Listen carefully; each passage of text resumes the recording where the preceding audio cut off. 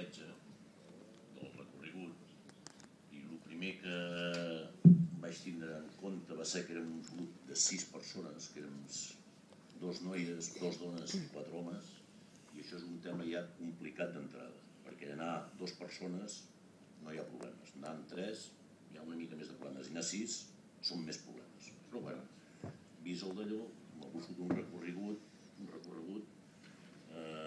factible per tots. A partir d'aquí, dic, va, sortim de l'Argentina, que no té cap problema. La primera etapa, dic, si és senzilleta, que fem uns 400-500 quilòmetres cada dia, que no sigui dur per ningú, i així ens irem fent a poc a poc.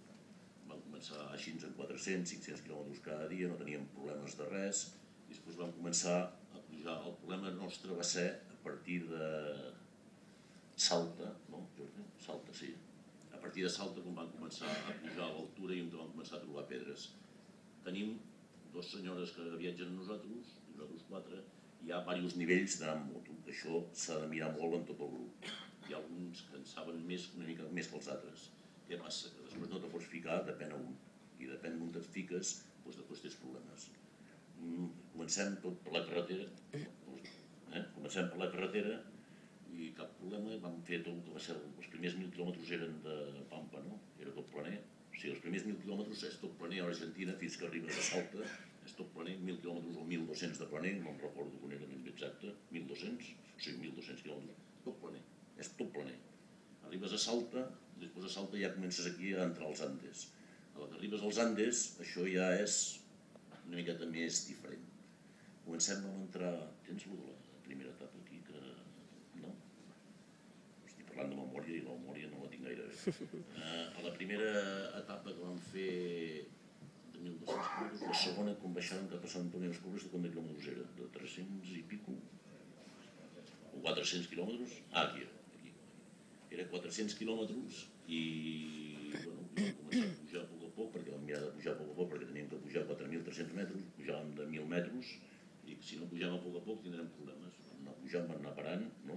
Van així, per aquí. Aquí això es deia, com se deia, això va ser la primera pista que vam trobar, que es deia, sí, que hi havia el tren de les nubes aquí, que passaves pel costat del tren de les nubes, això sí que era per el tren de les nubes. Després com se deia aquest, sí, fins a Sant Antoni de les Cobres, tot això aquí, la pista aquesta, que devia haver-hi, que hi havia 60 quilòmetres el primer dia de pista. O sigui, el primer dia va ser de pista 60 quilòmetres, que no va ser problemàtic, però el problema va ser quan vam arribar a Sant Antoni de les Cobres, que tots es van posar malalts. Jo encara no ho entenc. Són gent que no estan gaire preparades, perquè arribar allà i posar-se tots malalts no m'ho explico a dia d'avui. Aquest quasi se m'ha mort allà, no rigueu que l'altura és preocupant. Bueno, és que anem allà, el portem a l'hospital, cap aquí, cap allà, això és Sant Antoni de les Cobres, que és bellíssim. Això no, arreglant que eren a Sant Antoni de les Cobres, sí, no sé, abans d'arribar a ser. Això ja començaves a marcar aquí una mica, a partir dels 4.000 metres és quan te trobes malament. Fins a 4.000 metres no teníem problemes, però a partir de 4.000 metres va ser quan no m'ho esperava. Jo això, tindre aquests problemes amb altura, amb els companys, jo no m'ho vaig esperar mai de la vida que tinguéssim aquests problemes, mai. I aquí a partir dels 4.000 metres tots malalts. I què els hi passa a aquesta gent? Que hem de marxar d'aquí, que comencem sortint de Sant Antoni de les Cobres l'endemà, que tots a l'hospital també, aquesta senyora me'n recordo. Aquí va ser que, un fallo. Si un dia aneu a les altures no mengeu quan arribeu. Nosaltres vam fer, després te n'enteres de les coses, com puges a més de 4.000 metres, el que no pots fer és menjar. I nosaltres el que vam fer, el primer que vam fer és menjar i beure. I això és completament prohibit. T'has de quedar quiet allà i ni menjar ni beure, res. Quiet a l'hotel i passar la tarda aquella i nosaltres vam fer al revés. I ja està, tots malalts. Aquí són unes fulles de coca, això, que la Eva i en Jordi també ho feien servir força, no sé per què. Eren els dos viciats d'això. I aquí va ser, després sortint de Sant Antoni de les Cobres, que ja vam anar cap a Sant Pedro de Atacama, que vam fer una pista de 180 quilòmetres de ripio. Però era un ripio senzillet, no tenia gaire problema. L'únic problema, que hi havia una mica de feix d'aquest, això que és allò que és una sorra molt fina, que no es veu, que és molt fina i la moto queda allà clavada i surt per davant, però tampoc n'hi havia tant. Tu veus tot perillós. Tu veus tot perillós, aquí. I I aquí estàvem, tot això sempre és a més de 4.000 metres. Aquestes fotos és a més de 4.200, 4.300 metres, totes aquestes fotos. I això és el problema. Aquí veus, això que ja es veu a l'esquerra, veu el forat que és d'allò, això és la sorra aquesta fina, que no la veus, te s'aclava la roda i te'n vas a terra. Ells en diuen potes. Sí, ells en diuen... És un calot, i llavors amb el vent o el que sigui, la sorra es posa allà, t'ataca i quan passes allà... Tot això ho fan els camions, tot això. Tot el problema que dels pozos és els camions de tant de passar-hi que fan el d'allò i després hi queda la sorra aquesta fina i tu no la veus i t'hi fiques a dintre la roda i ets a terra. Però bueno, és el que hi ha. És el que hi ha. Aquí tenien les dues senyores que tenien problemes, doncs no sé, resaven, s'han tornat mores. Com van acabar la tarda, aquests 180 quilòmetres. Vam veure el cel aquí, vam veure el cel. Això era anant cap a... Això és un desert de sal, anant cap a Sant Pedro de Atacama, abans d'arribar a la frontera amb... Sí, abans d'arribar a la frontera a Xile, això és un desert, no sé com se diu ara, 4.120 metres aquí. És que estàs tot el rato. Veus aquí 4.300, però estàs... Hi ha moltes fotos que no estaven més apurats no portar les fotos perquè ja ningú tirava fotos, Això és Sant Pedro de Atacama, això és la frontera. La frontera està a dalt de la muntanya, però fins que has baixat al poble de Sant Pedro de Atacama, són uns 80 quilòmetres més, no hi ha la frontera. No fos rara, que aquests països tot és molt raro. I aquí el problema de Sant Pedro de Atacama, que ens ho van vendre molt bé, és turístic 100% per no anar-hi.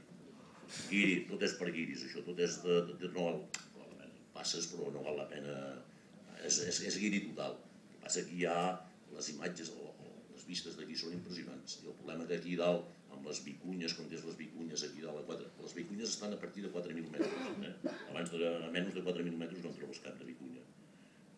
Són els animals aquells del coll llarg, semblen cabres, ovelles llargues. No són llames. Les llames tenen el cap curt i d'allò, les llames és una altra cosa. Això no sé. La Maria aquí, la Maria que em sembla roda aquí. La Maria no, jo. Sí, aquestes motos, la veritat que aquestes motos m'han sorprès perquè només hem posat oli a la cadena i res més. No, massa bones no, com se les cura.